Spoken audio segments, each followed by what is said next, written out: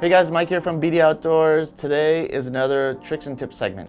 I will be showing you how to splice hollowcore to hollowcore, which is a scenario that you may need to come across if you lose some line on your reel. So the scenario is you hook a big fish, you're on a sport boat, fighting that thing for an hour, get tangled up with somebody, their line cuts your line, you've lost 150 yards off your spool, and you want to replace that top shot. This is a great way to do a seamless connection. It's also a great money saver. You don't have to empty your spool to re-spool it. You can just basically add the top shot and you'll never even know there was a connection point. I'm using blue hollowcore 80 seaguar and white hollowcore 80 seaguar on this end. One will represent our main line, the other one will represent a spool, and I'm just going to show you how to put these together. So the materials that you'll need are basic pair of clippers, and this is a Deho rigging needle. This is, I think, the medium size. They are a little bit hard to come by, but they're the only company that I know makes them. I'm sure there's another company out there. I've seen ones with a little clip in the back. But basically what we're gonna do is we are gonna put one line inside of the other line. You wanna do about 18 inches into each one. So here I have two lines set up. I'm gonna go up about 18 inches, and that's where I'm gonna start my splice. To start, you will kind of push these together to loosen up that braid.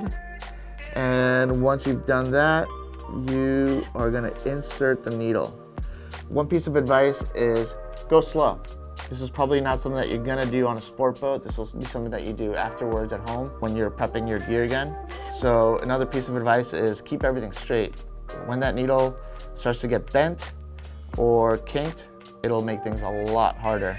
Once you get the needle to the end like so, you wanna take your other line and you put it through the loop, pull out about 18 inches and just drop it down.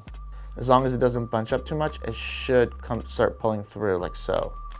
Okay, so once you get to about 18 inches, which is, we're pretty close there, maybe a few more little spots, you're gonna wanna push your needle through your line. So just, all you're gonna do to do that is you're just gonna push through, and there your needle is coming out.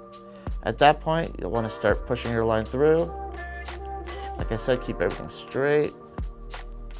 Go slow, pull the tag that has the excess line. So at this point, you have pulled through about 18 inches of your main line into your additional spool. Now, and you're gonna do the same thing. You're gonna serve this line straight into this main line. Just as we did on the other side, we will start really close to the joint there. You wanna bunch your main line up together.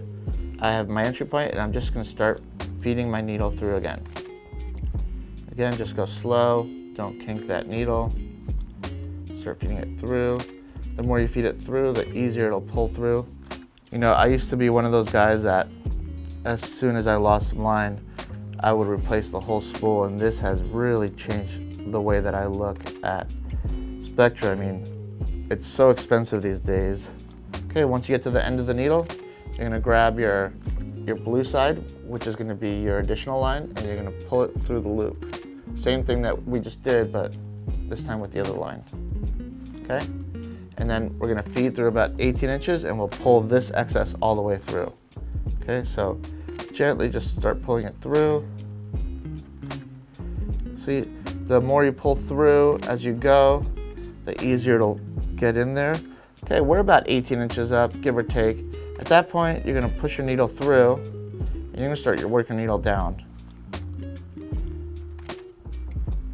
And there is our blue main line. Start to work that line through. You want any excess to be pulled out. Do the same thing on the reverse side. If you have excess, all you're gonna do is pull it up a little bit and just cut it. And then once you pull over it, it'll hide back inside the line. So what you're left with is completely seamless connection. Give that a strong tug. You would never even know it's there. That's it. And the only spot where you can really see it is right here in the middle. You should feel a little bit of thickness on this, and then you'll see it drops off to your regular braid. But it should be a really smooth connection. You won't feel anything except for a difference in thickness because it's doubled up on this section. Super easy, super great connection, no knots. It's a game changer for sure. If you have any questions, comment down below. Let us know what you think. Come back and check us out at BDOutdoors.com for more tricks and tips.